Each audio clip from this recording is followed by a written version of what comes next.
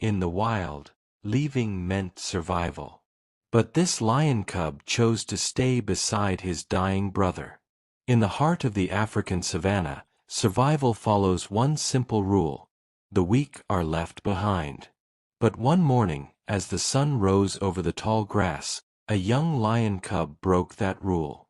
His brother lay beside him, barely breathing, too weak to stand, too injured to escape. Every instinct told the cub to walk away, to save himself, to live. Instead, he stayed.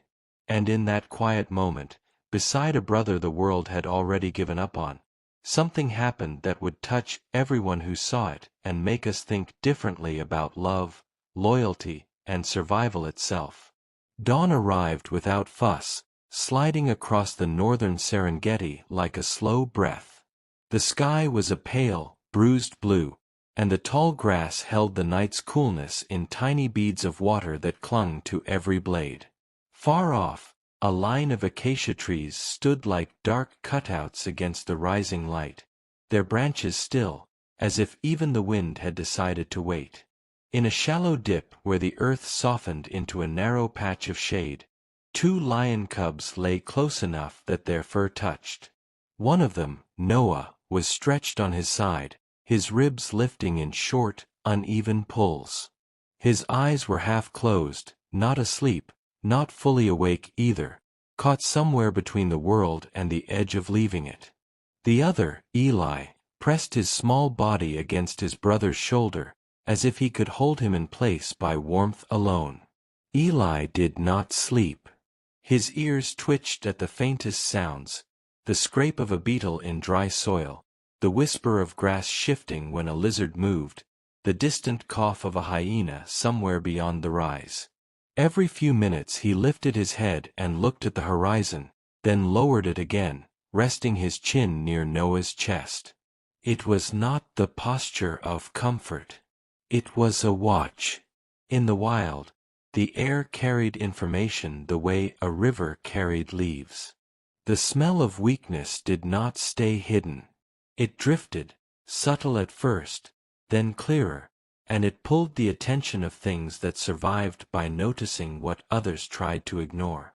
Eli knew this, not in words, but in a body that understood consequences. Hunger had taught him. The first time his belly truly hurt, he had learned that crying did not fix it. The first time he had heard hyenas laugh in the dark, he had learned that fear was not a plan.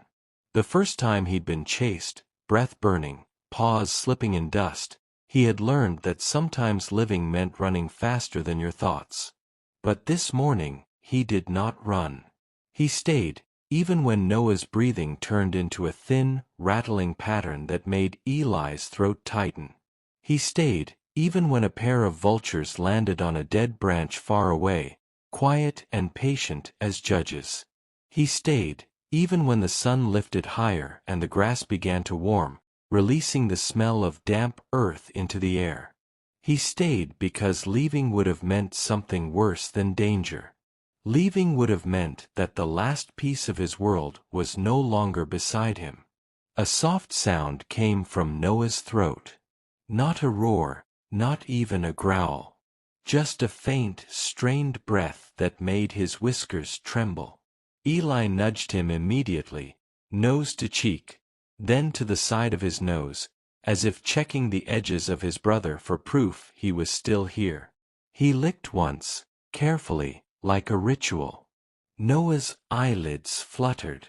For a moment, Eli thought he saw recognition. Noah tried to move. The attempt was small, almost invisible, a shift in his shoulder, a tension in his front leg. But it ended with a helpless tremor. His paw scraped the dirt and stopped. Noah's gaze slid toward Eli, and there was something in it that did not belong in a cub's eyes. It was calm, not comfort, not peace, but a steady acceptance that made Eli's stomach twist harder than hunger ever had. Eli pushed closer, pressing his forehead to Noah's neck. He wanted to force that calm away. He wanted Noah to be angry, to fight, to claw at the earth and insist on staying. Anything but that quiet surrender.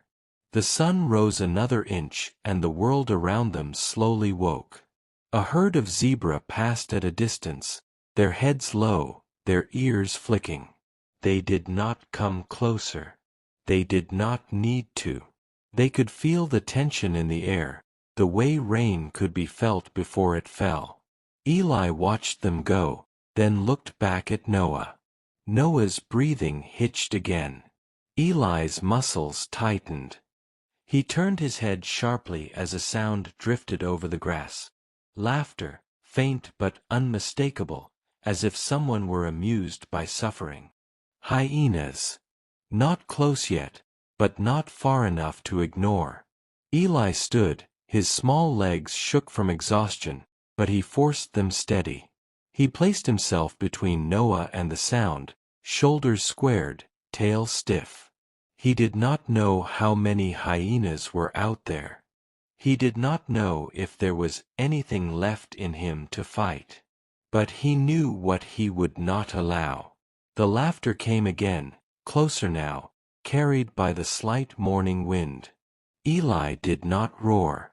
He could not waste air on a sound that might draw something worse. Instead, he stared into the grass, eyes narrowed, reading the world the way his mother once had, measuring distance, weighing risk, deciding what mattered more. Behind him, Noah's breath shuddered. Eli's head snapped back.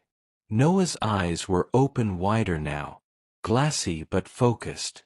His mouth parted just slightly, and a thin sound slipped out. It was not a word, lions had none, but it felt like one. It felt like a warning, or a request, or a goodbye that refused to be spoken loudly. Eli stepped back and lowered himself beside Noah again, as if he could shield him better by becoming a wall. He pressed his side to Noah's ribs, matching his own breathing with his brother's, fast to slow, panic to steadiness. A memory moved through him without permission. Two cubs tumbling in bright grass, biting each other's ears, wrestling. Until they collapsed into a pile of fur and laughter.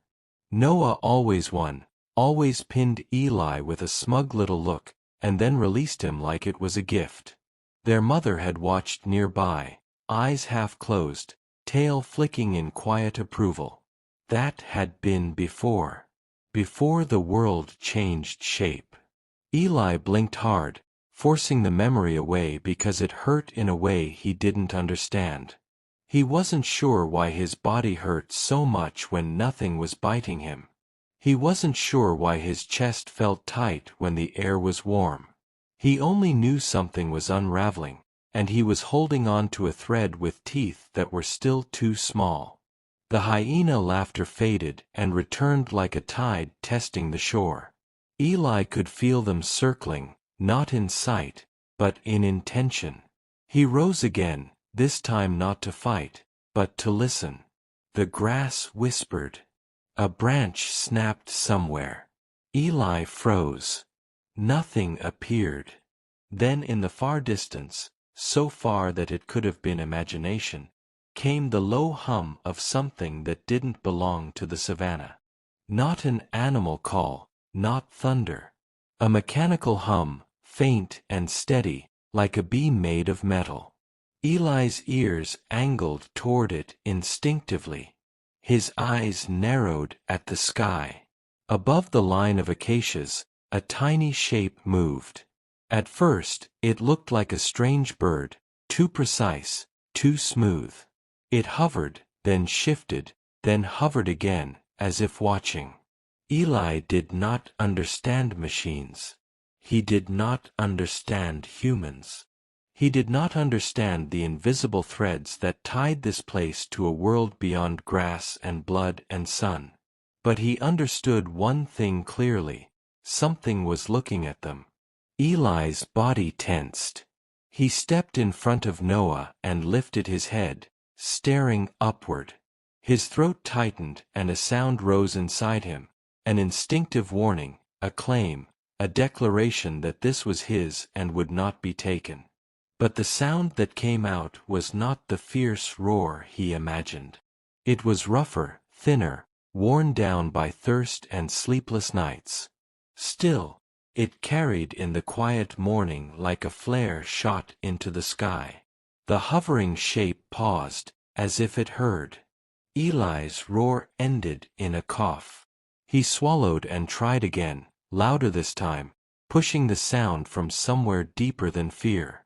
The grass trembled slightly around his paws. Noah stirred behind him, eyelids fluttering as if the sound held him to the moment. The shape in the sky shifted direction. It tilted and drifted, then began moving away, rising higher, until it was almost lost in the brightening light. Eli watched it go, confused and angry. The hyena laughter, so close a moment ago, seemed to pull back again, hesitant now, as if the world had changed its mind about approaching. Eli remained standing for a long beat, chest heaving. When he finally sank down beside Noah again, his body shook with the effort. He pressed his face into Noah's neck, breathing in his brother's scent like it was a prayer. Noah's breathing slowed, then stuttered. His head shifted a fraction toward Eli. Their noses nearly touched.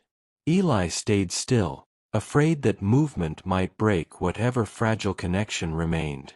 Minutes passed, maybe hours. The sun climbed higher and the patch of shade shrank. Heat began to seep into the dirt beneath them. Eli's tongue felt thick in his mouth. His eyes burned from staring too long at the horizon. And still he did not leave.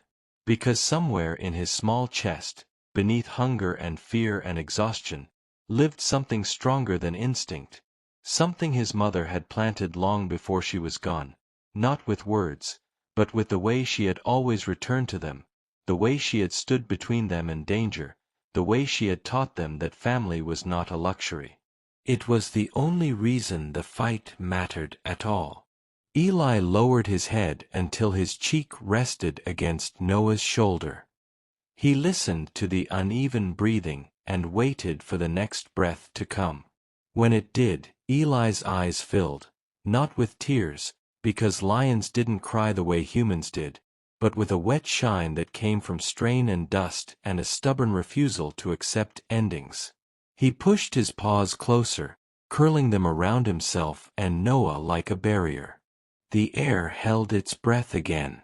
Then, far away beyond the acacias, the mechanical hum returned, stronger now. And somewhere else, beyond what Eli could see, a human finger moved across a screen, tracking the dot of two bodies in the grass. And as Eli pressed tighter to his brother, the story began to pull backward into the past, into the days when they were still only cubs under the tall grass, before the world demanded impossible choices. Because once, not long ago, Eli and Noah had been nothing but two brothers chasing sunlight beneath their mother's shadow. The memory came to Eli not as a picture, but as a feeling, warmth before fear had learned its name. The grass had been taller then, or maybe he had been smaller.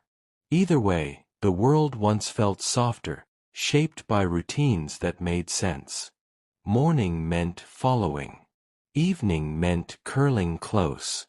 Night meant the steady presence of their mother, Mara, whose shape against the stars had always been enough to keep the darkness at bay.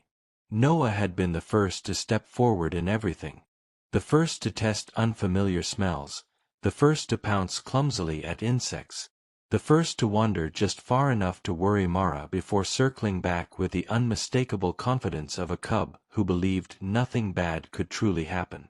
Eli followed, quieter, eyes always moving, memorizing paths, sounds, and the unspoken language of his brother's posture. Where Noah pushed outward, Eli learned inward. They played like all cubs did, tumbling over each other in reckless bursts of energy that ended in breathless heaps of fur. Noah almost always won. He would pin Eli with a front paw, lean in close, and hold him there just long enough to prove a point before letting him go. Eli never minded. Being held down meant being safe. It meant Noah was close. Mara watched these games with patient stillness. She rarely stepped in, but her gaze never drifted far. She taught without fuss, by walking paths again and again until they were carved into memory, by pausing at waterholes just long enough for the cubs to notice which smells lingered too long, by standing between her sons and distant danger without a sound. Her lessons were not spoken. They were absorbed. When the dry season pressed in and prey grew scarce, Mara changed the rhythm of their days. Hunts became quieter. Rest lasted longer. Noah noticed the shift and adjusted without being told, sticking closer to her side, copying her pauses. Eli noticed Noah, and so the chain continued, knowledge flowing downward, shaped by trust. At night, the three of them lay pressed together, breathing in sync. Eli learned the pattern of his mother's chest rising and falling, learned the comfort of knowing exactly where everyone was in the dark. When distant roars rolled across the savannah, Mara did not tense unless they were close. That calm was contagious. Fear had rules, and as long as they followed them, fear stayed manageable. But the savannah did not promise forever. Territory shifted. Boundaries blurred. And one evening, when the air carried the sharp scent of a stranger, Mara stiffened in a way Eli had never seen before. The lion who appeared at the edge of their range was larger, scarred, and uninterested in talking. Mara placed herself in front of her sons instantly, body low, tail flicking once, a signal to stay back. Noah hesitated, instincts pulling him forward, but one look from Mara held him in place. Eli crouched beside his brother, heart pounding, watching the exchange unfold in tense circling steps. The fight was swift and brutal. Dust rose. Roars split the air. Eli remembered the sound more than the sight.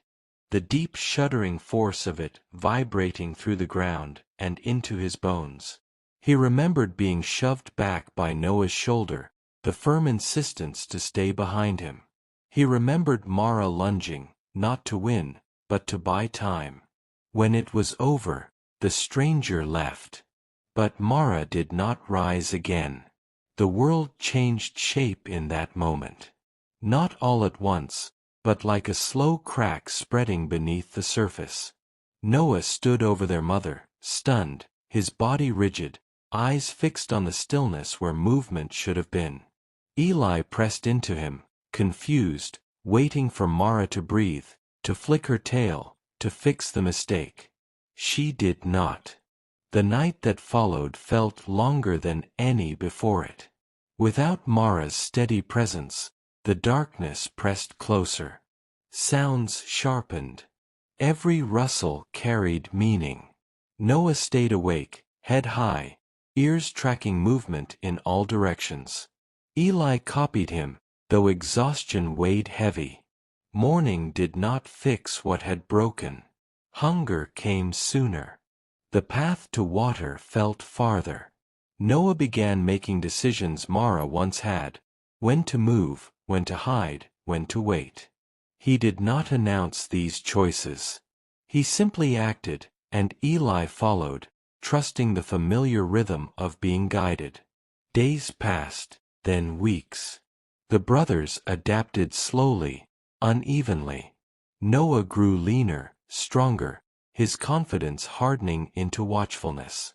Eli learned to read Noah's silences, to understand when danger was near without seeing it. They became efficient, cautious, bonded not by play anymore, but by survival. Yet even as Noah stepped into his new role, he was still young. His judgments, though sincere, were untested. And the savannah, indifferent to good intentions, waited patiently for mistakes. The night it rained, the ground slick with sudden moisture, Noah led them toward higher ground, away from a low-lying stretch that flooded easily. Eli followed, slipping once, then catching himself. Ahead, Noah moved with urgency, focused on the narrow ledge that promised shelter from wind. The fall happened in a breath. One misstep. One slide of stone beneath paw. Noah's body vanished from Eli's view with a sharp, hollow sound that echoed against rock. Eli froze for a heartbeat too long before scrambling forward, heart racing, throat tight. Noah lay twisted below, breathing hard, eyes wide with shock. Eli reached him and nudged, frantic, expecting his brother to spring up with a startled snort, ready to continue. But Noah did not rise. His attempt to move ended in a pained stillness that sent a cold clarity through Eli's chest. This was not a scrape. Not a bruise. This was something that could not be shaken off. Eli circled, searching for answers the ground would not give. He licked Noah's face, pressed against his side, tried to pull him upright with clumsy determination. Noah's breath came shallow and uneven, but his eyes remained clear. He looked at Eli, steady and unafraid. That calm, the same calm Eli would see again later under a harsher sun, settled over him now like a warning. By morning it was clear Noah could not walk. Eli stood at the edge of the small clearing, staring into the open savanna beyond. The instinct to leave stirred, faint but persistent. Somewhere out there was food. Somewhere out there was distance from danger. Somewhere out there was survival. Behind him, Noah shifted slightly, breath hitching. Eli turned back. He did not understand the future. He did not know what staying would cost. He only knew that the shape of his world had always included his brother, and he was not ready to imagine it any other way. He lay down beside Noah, pressing close as the sky cleared and the grass dried. The decision settled into him quietly, without triumph or fear. And in that stillness, long before dawn would find them again under circling vultures and distant laughter, the bond forged in gentler days took on a new, heavier meaning, one that would soon be tested beyond anything either of them had known. Eli learned quickly that the savanna did not pause for sadness. The sun rose the morning after Noah's fall as if nothing had changed, casting long bands of light across the grass and warming the stones that had betrayed his brother. Birds called. Insects stirred. Somewhere beyond the low ridge, life continued in rhythms that did not account for injury or loss. Eli stood still for a long time, absorbing that truth in silence before lowering his head and returning to Noah's side. Noah was awake, though his eyes looked different now, more distant, as if he were watching the world through a narrowing doorway. He tried again to move when Eli approached, determination tightening his jaw, but the effort ended the same way as before. A sharp breath, a tremor, then stillness. Eli pressed his nose against Noah's cheek, breathing in his scent, searching for reassurance in familiarity. What he found instead was something heavier, responsibility settling where instinct used to be. Hunger came fast, faster than Eli expected. He went only a short distance away, never letting Noah slip out of sight, snatching at insects and small lizards when he could. It was not enough. His stomach cramped, but he ignored it, pushing food toward Noah whenever possible. Noah ate little, his body already using energy for pain and shock. Eli began to understand that survival was no longer a shared effort. It was a balancing act, and he was the one holding the weight. As the day wore on, new dangers showed themselves. Flies gathered first, drawn by the faintest hint of blood and heat. Eli snapped at them constantly, pacing tight circles, never resting for long. By afternoon, the air carried something else too. A low awareness, a sense of being noticed. Eli's ears flicked constantly, catching distant sounds that set his muscles on edge. The savannah was listening. When evening approached, the temperature dropped suddenly, and Noah's breathing grew uneven again. Eli lay close, offering warmth, matching his breath to Noah's shallow rhythm.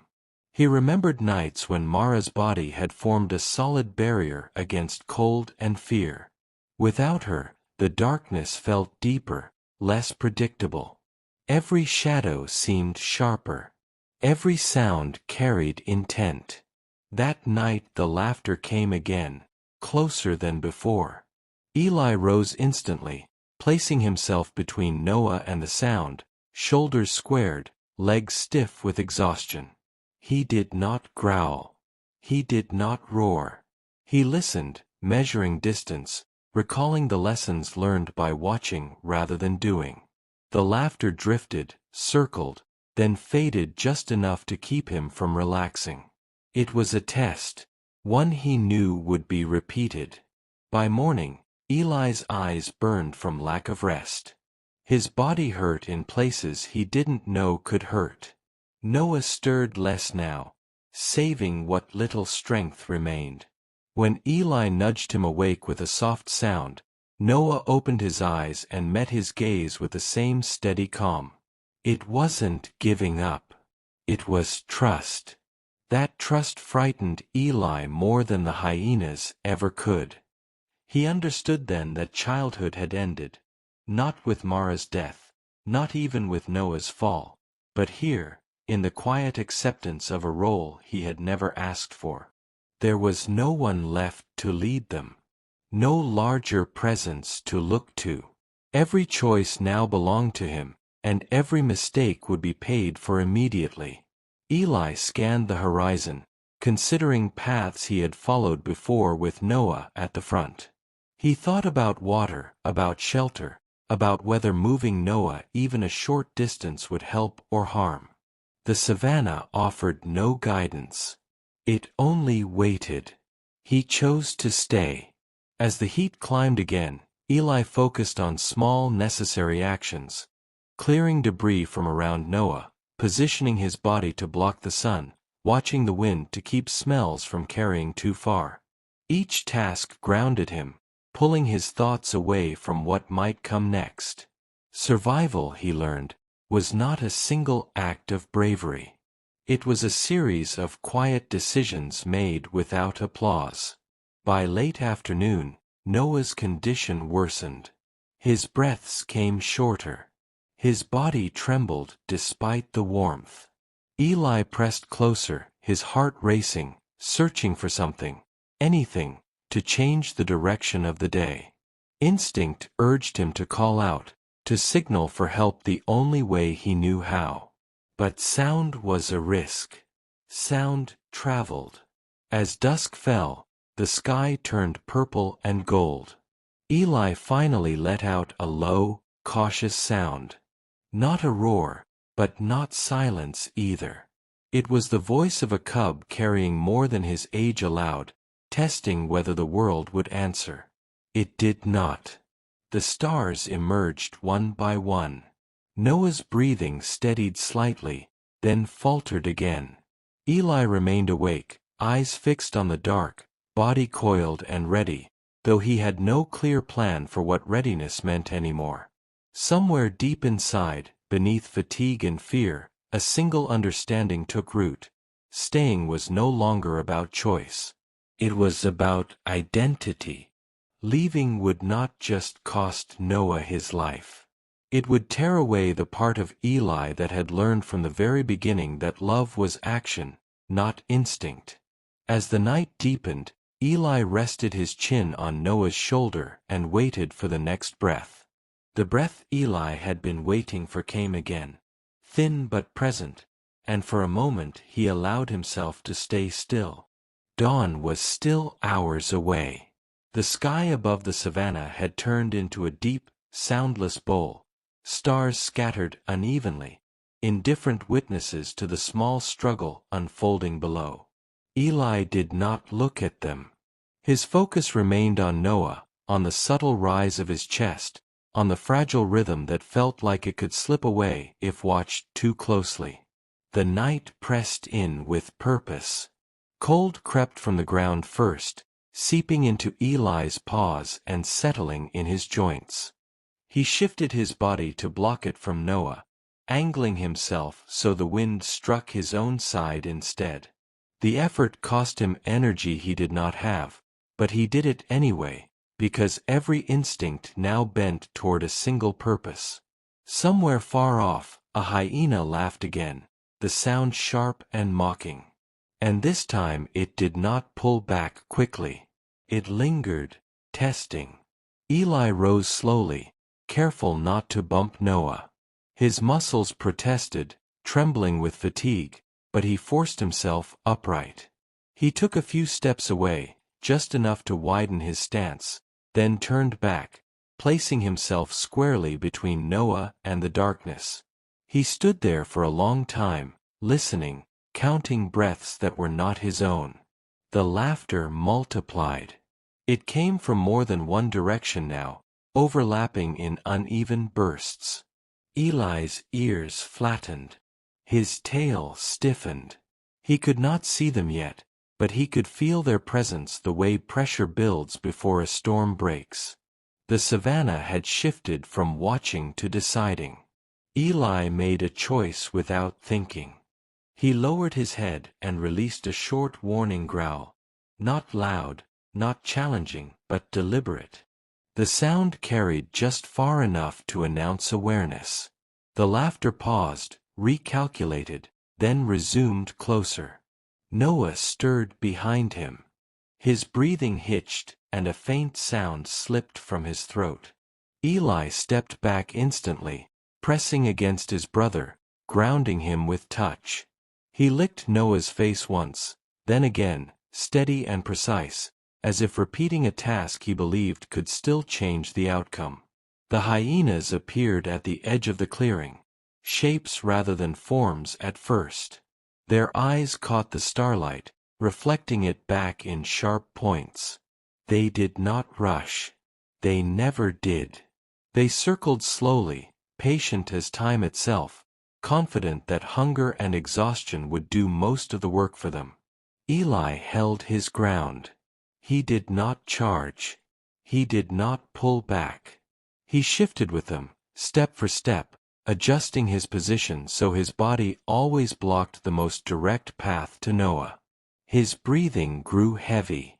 Sweat dampened his fur despite the cold. Every movement cost him something, but he paid it without hesitation. Minutes stretched into something longer. The hyenas tested him with fake moves, darting forward just enough to force a response, then pulling back. Eli answered each move with careful precision, drawing on everything he had learned from watching Mara, from following Noah. He did not need to win. He only needed to delay. At last, after what felt like a lifetime squeezed into a single night, the hyenas pulled back a short distance. They did not leave entirely.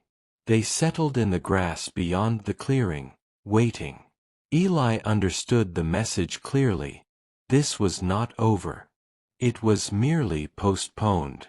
When the immediate pressure eased, Eli collapsed beside Noah, chest heaving. His legs shook uncontrollably now, the adrenaline draining fast. He pressed his face into Noah's neck and stayed there, breathing him in, anchoring himself to something solid.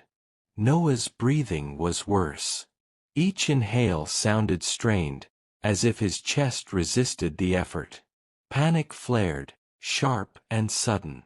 Eli lifted his head and looked out into the darkness again, searching for an answer that did not exist. The savannah offered no mercy, no hidden solutions. It offered only time, and time was not on their side. As the night dragged on, Noah slipped in and out of awareness. Sometimes his eyes opened, unfocused but calm. Sometimes his body went frighteningly still. Each pause felt like a cliff edge. Eli counted breaths obsessively, nudging Noah whenever the gaps grew too long, urging him back with soft sounds that carried more hope than certainty. Just before dawn, when exhaustion blurred Eli's vision and his thoughts slowed into a dull ache, something changed. Noah's breathing steadied slightly, finding a fragile rhythm again. It was not improvement, but it was not collapse either. Eli leaned into that small mercy with everything he had left. The sky lightened gradually, color returning in cautious shades.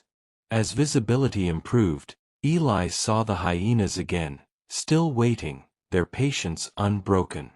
They would try again when the sun climbed higher and fatigue did its work. Eli knew that as surely as he knew his own heartbeat. He stood once more, placing himself between Noah and the watching eyes, though every part of him begged for rest. His body felt older than it was, worn down by a night that had demanded more than he could reasonably give. Still, he stood. As the first true light of morning touched the grass, a distant sound drifted across the clearing, low, mechanical, out of place. Eli's ears angled toward it, confused. The hyenas noticed it too. Their attention wavered, heads turning, laughter fading into uneasy silence. The sound grew steadier, not closer yet, but persistent. Eli did not understand it, but he sensed its difference. It did not belong to predator or prey. It was something else entirely. He did not relax. He did not move away from Noah. He simply adjusted his stance and waited, eyes fixed on the horizon where the sound seemed to come from. Whatever was coming next, Eli knew one thing with absolute clarity. The night had changed him. It had stripped away any lingering hesitation, any last attachment to the cub he had been.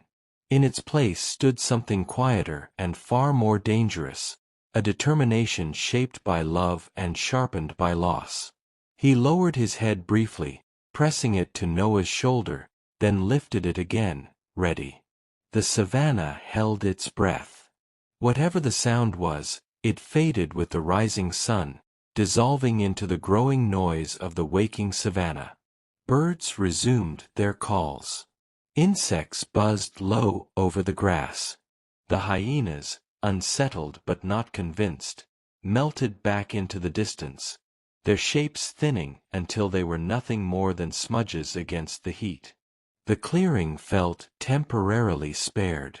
But Eli understood the truth instinctively. This was not safety. It was borrowed time. The morning light revealed the full cost of the night. Noah lay thinner, his body stiff, his breathing shallow and uneven. His side barely moved now, and when Eli pressed his nose against Noah's chest, the warmth felt faint, like embers beneath ash. Panic surged again, but Eli forced it down. Panic wasted energy. Energy was everything. He stepped away for the first time since nightfall, moving in a slow, careful circle around the clearing. Every scent mattered now. Every track in the dirt told a story about who had passed and who might return. The savannah offered no obvious refuge, no dense brush close enough to move Noah without risk, no water within easy reach. The ground sloped gently in one direction, but the path was uneven, scattered with rocks that would tear at Noah's injuries if Eli tried to drag him. Eli stopped and stood very still. A thought pressed into him, unwelcome and sharp. Leaving. It came without images at first, just a pull, a whisper that promised relief, food, distance, a chance to survive. His body responded immediately, muscles tensing as if already preparing to move. He turned back to Noah. Noah's eyes were open, fixed on him with that same unsettling calm. There was no fear there, no plea, only recognition, as if Noah understood the choice unfolding and had already accepted whichever path Eli took. The sight hollowed something out inside Eli's chest. He stepped closer and lowered his head, touching his forehead to Noah's. The contact was brief, almost like a ceremony, but it anchored him. He remembered being smaller, weaker, tucked beneath Noah's chin during storms. He remembered how Noah had always placed himself between Eli and whatever threatened them, without hesitation, without calculation. The choice solved itself, not as a decision, but as a truth.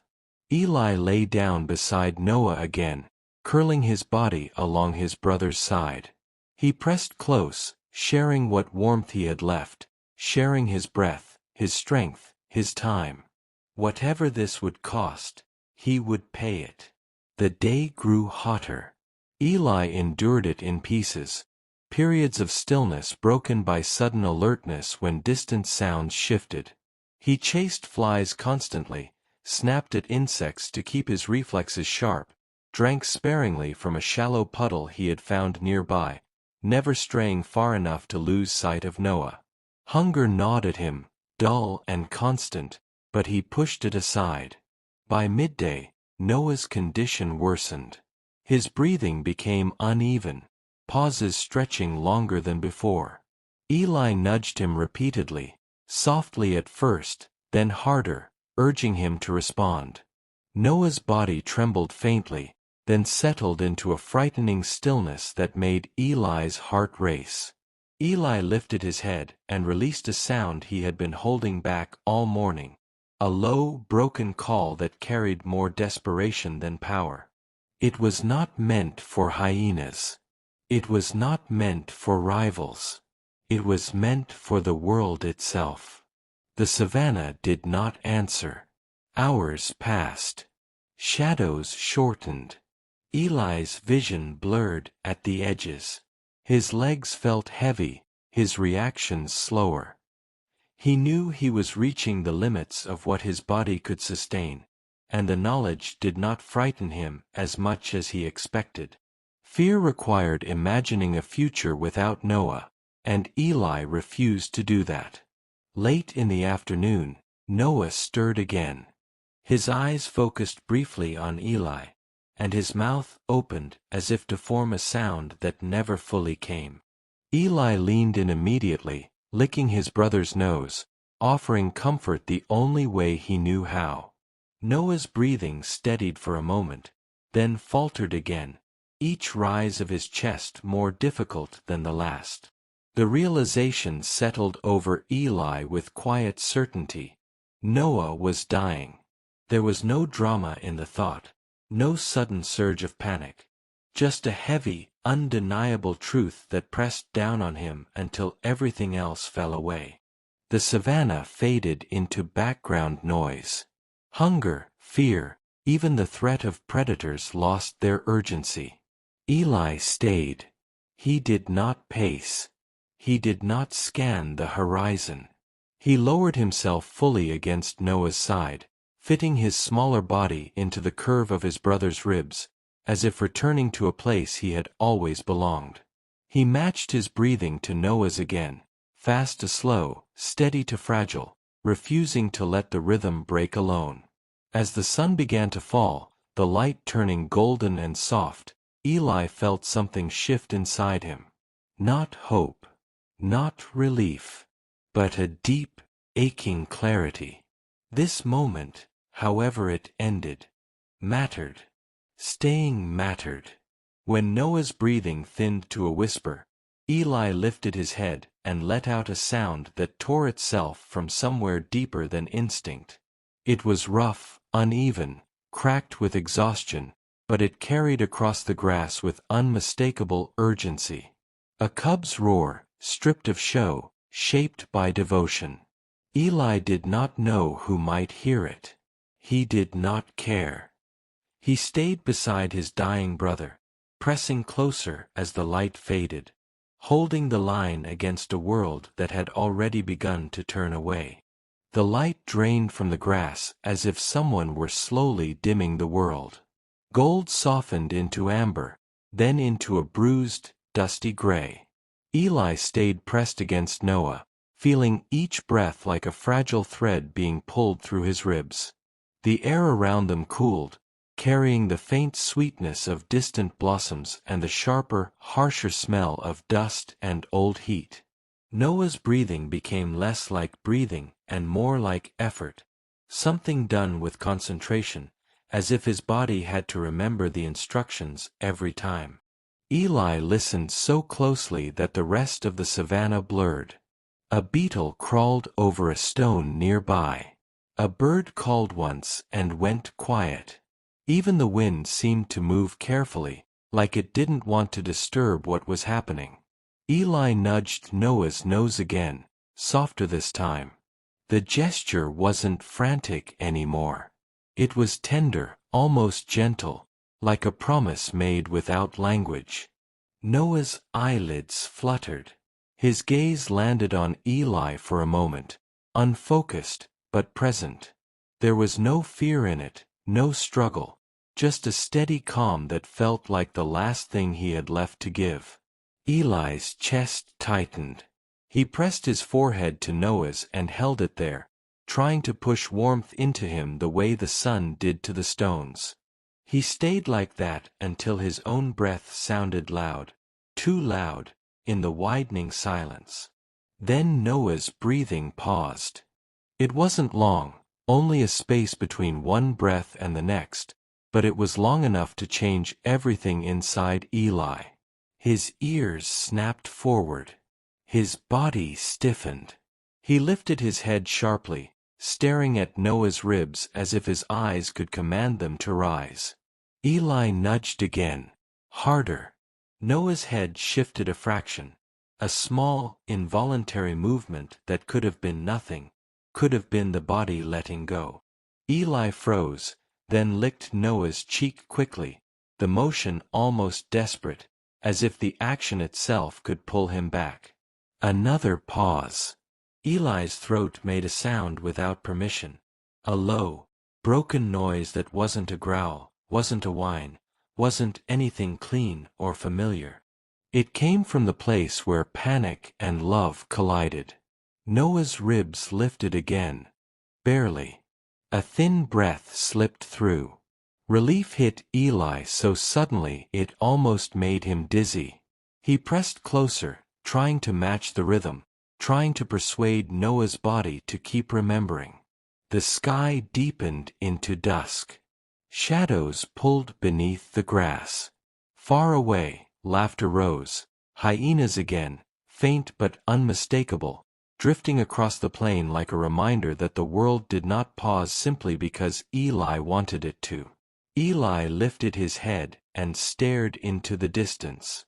His body was too tired to tremble now. His fear had burned itself down to something steadier, something sharper. The danger didn't feel immediate in the way it had the night before. It felt inevitable, like weather moving in. He looked back at Noah. Noah's mouth opened slightly. A breath came, shallow and uneven. And then a sound, so quiet Eli almost missed it. Not a roar, not a call. Something small, strained. A faint vibration that carried the shape of Noah's voice without the strength. Eli leaned in, ears angled toward Noah's mouth, as if he could catch meaning in the air. But Noah's eyes drifted again, and his head sank back into the earth. Eli sat up. For a moment he did not know what he was doing. He only knew the weight of time pressing down the way a storm presses against a horizon. He felt that borrowed time running out. He felt the savannah leaning in, listening. Eli stood over Noah, legs spread slightly to shelter him, and drew in a breath that tasted like dust and warm grass. He opened his mouth and tried to roar again. The sound that came out was ragged. It cracked halfway through, collapsing into a cough that burned his throat. Eli shut his mouth, swallowed hard, and tried again. This time he pushed from somewhere deeper than lungs, deeper than instinct. He pushed from the place that had learned loyalty before it learned fear. The roar that emerged was still small. He was only a cub, but it was clear. It carried. It cut through the evening air like a flare. Across the plain, a flock of birds startled up from the grass. Somewhere unseen, the hyena laughter paused, confused. Eli roared again. He wasn't challenging anything.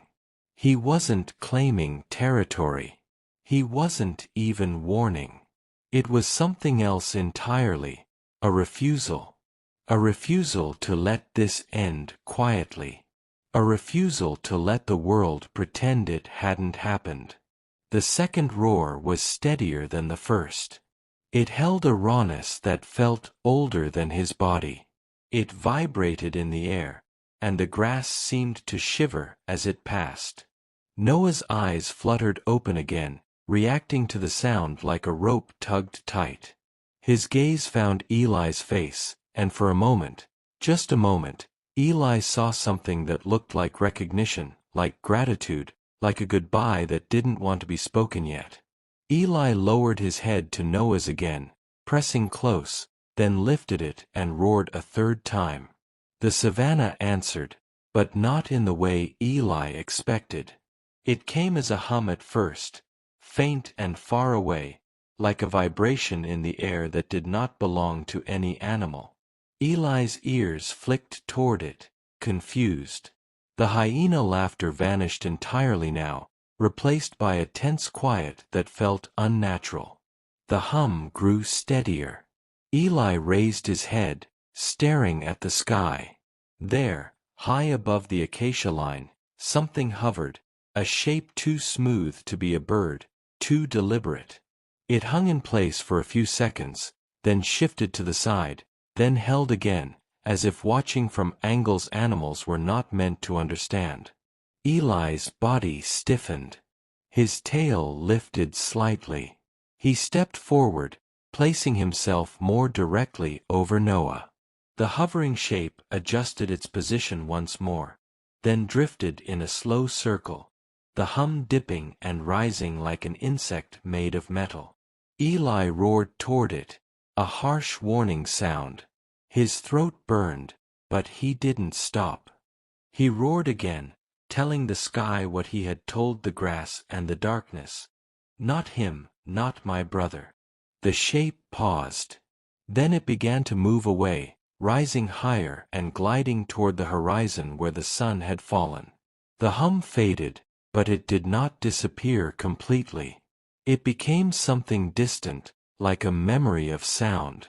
Eli stared after it, breathing hard. His legs shook, not from fear this time, but from the cost of standing upright at all. He dropped back down beside Noah, pressing close again, as if the moment in the sky had been nothing but another kind of shadow passing over them. Noah's breathing was weaker now. Eli felt the spaces between breaths widening, like the world was pulling away in slow pieces. He licked Noah's nose again, then rested his chin against Noah's shoulder, listening. Waiting. The night arrived fully. The temperature fell. The grass cooled. The stars returned. Eli remained awake. He did not pace.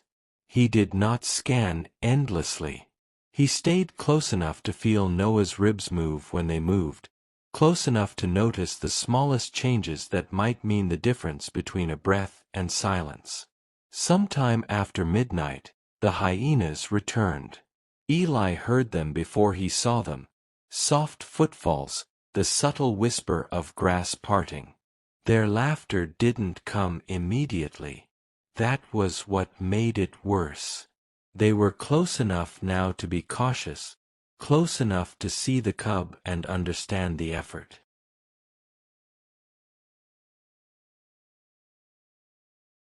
It would take to break him. Eli rose without hesitation. He stood over Noah, shoulders squared, eyes fixed on the dark shapes gathering at the edges of the clearing. The hyenas held back, Not because Eli was scary, but because something had changed in the air. Something had disturbed the natural order, something they could not explain. Eli did not know what that something was. He only knew he had roared, and the sky had listened. The hyenas shifted, uncertain. One moved forward, then stopped. Another circled wide, then hesitated. They seemed to argue in the language of posture and patience, weighing risk against reward. Eli let out a low, steady growl, less emotional than before, more controlled. He held the sound as long as he could, not to attack, but to declare presence. He felt Noah behind him, fragile and silent. Time stretched. And then, from far away, so far it could have been mistaken for wind, came a different sound. Not the hum this time. Something lower, something grounded, a faint rumble that felt like distant thunder moving across a hard road. The hyenas noticed it too. Their bodies shifted again, heads turning toward the source. The pack did not pull back fully, but their confidence wavered. And in that hesitation, Eli felt something he hadn't allowed himself to feel in days. Not hope, but possibility. Eli stayed standing, guarding Noah, eyes fixed on the dark and the distance at once. Because somewhere beyond the grass, beyond the rules Eli had known his entire life, something was moving toward them.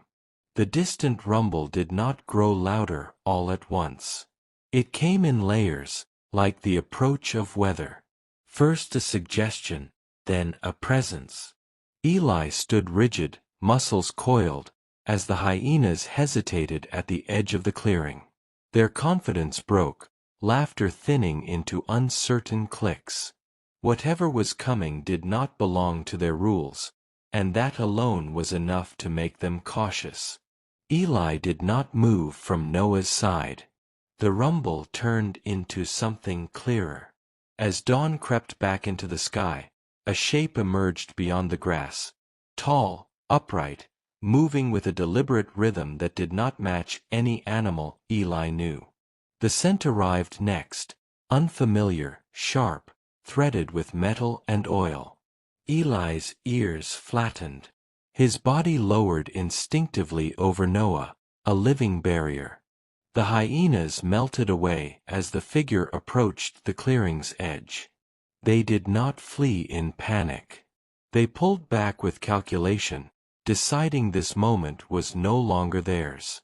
Eli tracked them until they vanished, then turned his attention fully to the newcomer. The human stopped. He did not come closer. He lowered himself slowly, careful not to startle, and remained still. The wind shifted, carrying his scent more clearly now. Eli's heart hammered. Every instinct screamed threat. The last time something unknown had crossed their lives, it had ended with Mara's body cooling in the dust. Eli growled, a low, sustained warning that vibrated through his chest. The sound was not wild this time. It was controlled, measured. The human did not respond with noise. He did not raise his arms.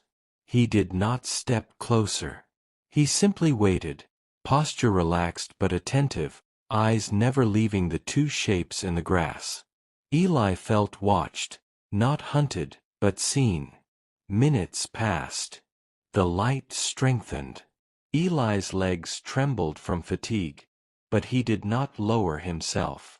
Noah lay still beneath him, breathing so faintly that Eli had to press his paw against Noah's side to feel it. The human shifted slightly and set something on the ground between them, a small container that glinted in the early sun. Then he pushed it forward gently and leaned back again, increasing the distance rather than closing it. Eli's growl deepened. The human stayed where he was. This was new. Eli's mind, shaped by the savannah's brutal clarity, searched for patterns.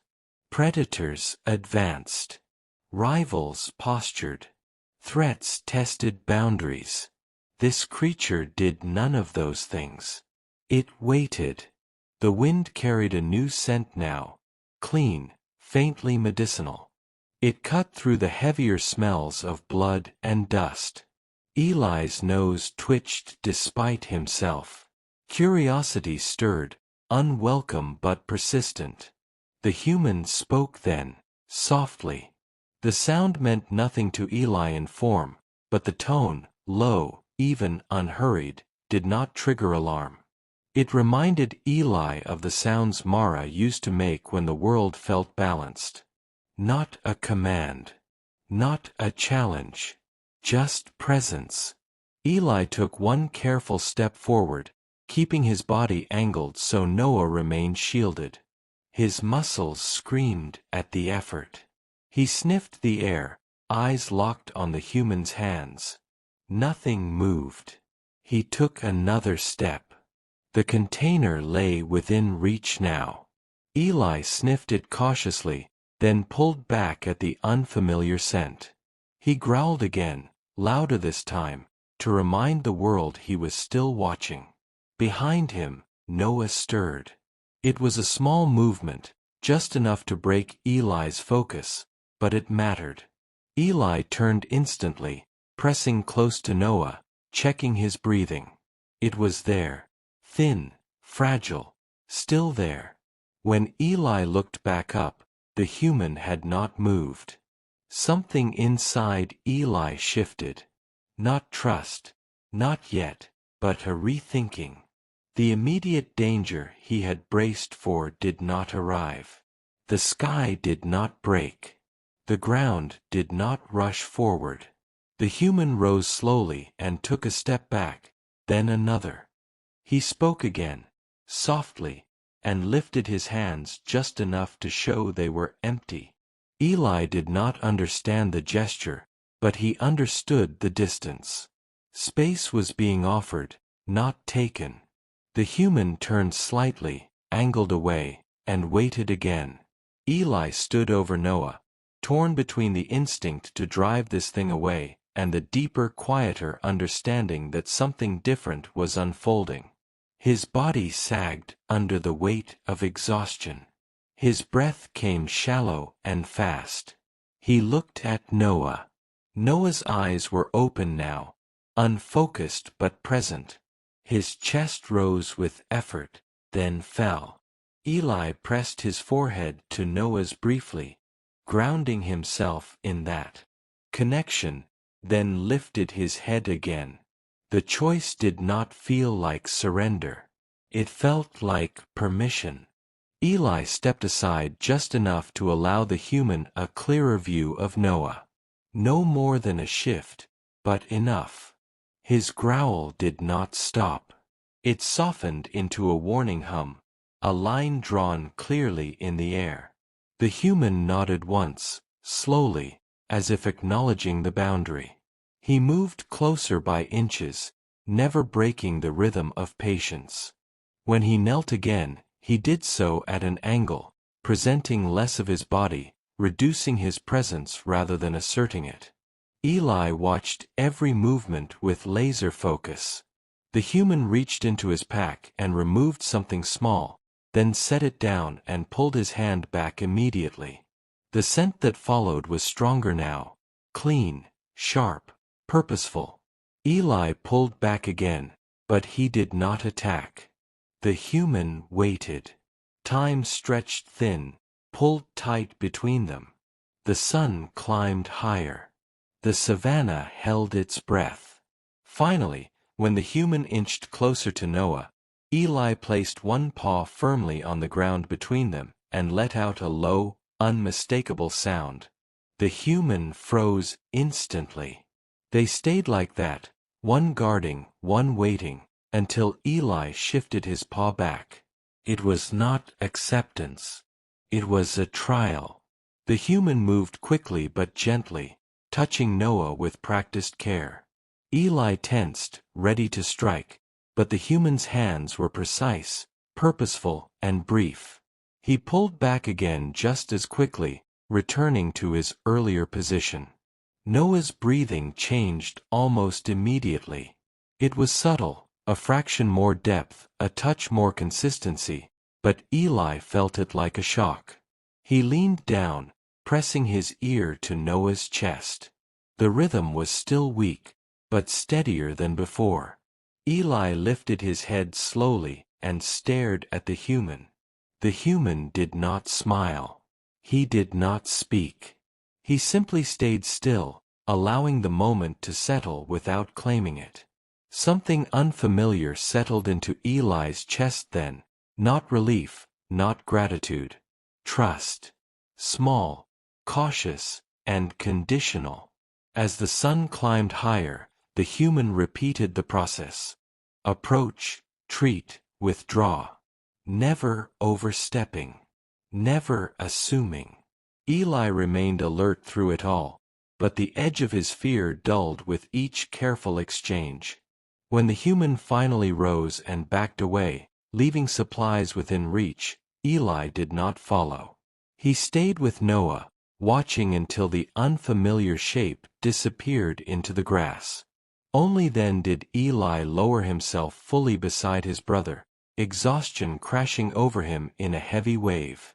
He pressed close, breathing deep, grounding himself in the warmth that was still there. Noah stirred faintly, and this time the breath that followed did not feel like a question. The savannah exhaled. The days that followed did not announce themselves as miracles. They arrived quietly, measured in small changes that only someone watching closely would notice. The human returned at dawn and again before the sun dipped low, never approaching without pause, never touching Noah without first waiting for Eli's permission. The routine settled into the clearing like a fragile truce, built not on power, but on respect. Eli learned the pattern before he understood its meaning. The approach, the pause, the careful hands, the retreat. Each time, Noah's breathing steadied a fraction more. Each time, Eli's muscles loosened a little sooner. Hunger still gnawed. Sleep still came in broken pieces. But something else took root beneath the fatigue, a sense that the world had shifted its weight just enough to let them stand. On the fourth morning, Noah lifted his head without Eli's help. The movement was small and slow, but it was deliberate. Eli froze, afraid to interrupt the effort, watching with a focus so intense it hurt. Noah held the position for a heartbeat, then another, before lowering his head again with a soft breath that sounded almost like relief. Eli leaned in, pressing his forehead to Noah's, and stayed there longer than necessary. He did not celebrate. He did not roar. He simply remained, absorbing the reality of progress the way one absorbs warmth after cold. As the treatments continued, Noah's strength returned unevenly, like light creeping back into a room at different angles. Some days were better than others. Some nights Eli still counted breaths, still listened for laughter beyond the grass. But the pauses between Noah's breaths shortened. The tremors eased. The world felt less like it was slipping away. When Noah tried to stand for the first time, it happened without fuss. He pushed with his front legs, faltered, and nearly fell. Eli reacted instantly, stepping close, shoulder pressed firm against Noah's side, offering balance without force. Together, they found a new center of gravity. Noah stood for a moment, shaking, imperfect, and then lowered himself again. Eli circled him once, tail flicking, eyes bright with something that bordered on joy but remained controlled. He had learned that celebration could wait. Staying was what mattered. The human watched from a distance, unmoving, as if he understood the importance of the moment. He did not step closer. He did not interfere. When he finally turned away, Eli did not follow him with suspicion. He returned his attention to Noah, the center around which everything still turned. Time moved forward. The clearing changed. Grass grew taller. Smells shifted with the seasons. The hyenas did not return to test them again. Other lions passed at a distance, curious, assessing, but none challenged the space that had become theirs. Eli remained alert, but the constant edge softened into something manageable. Weeks later, when the humans stopped coming, Eli noticed, but he did not panic. The absence felt earned, like a door closing gently rather than being slammed. Noah's breathing no longer demanded counting. His steps, though careful, carried purpose. He walked with a slight hitch now, a reminder carved into his body. But he walked. On an evening washed in amberlight, Noah took a few steps ahead of Eli for the first time since the fall. Eli followed, close, but no longer shielding. They moved together through the grass, their shadows stretching long and overlapping as the sun sank low. At the crest of a small rise, Noah stopped. He looked out over the savanna, ears angled forward, reading the land with renewed attention. Eli joined him, shoulder to shoulder, and for a moment they stood in silence, two shapes against the widening sky. The world did not feel gentle. It never would. But it felt possible. As dusk settled, Eli lowered himself beside Noah, the old habit resurfacing, not from necessity now, but from choice. He listened to Noah's breathing, steady, unforced, and allowed his own body to rest fully for the first time in longer than he could remember. Somewhere far away, a lion roared, not a challenge, not a threat, just a statement of presence carried on cooling air. Eli lifted his head, considered it, then lowered it again. There was no need to answer tonight. When darkness finally took the land, the stars returned, familiar and distant. Eli watched them briefly, then closed his eyes, his body rising and falling in time with his brothers. In the wild, survival often belongs to the swift and the strong. But there are moments, rare and easily missed, when survival belongs to those who stay. As night settled fully over the savanna, two young lions rested side by side. Not because instinct demanded it, but because love had taught them another way. And for once, the world allowed it.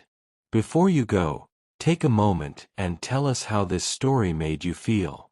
If you believe staying beside someone you love, even when it's hard, still matters, just comment 1. If this story touched your heart in any way, comment 0 so we know you were here. And if you'd like to hear more true stories about loyalty, courage, and the quiet love found in the wild, please subscribe and stay with us. There are many more stories waiting, and we'd be honored to share them with you.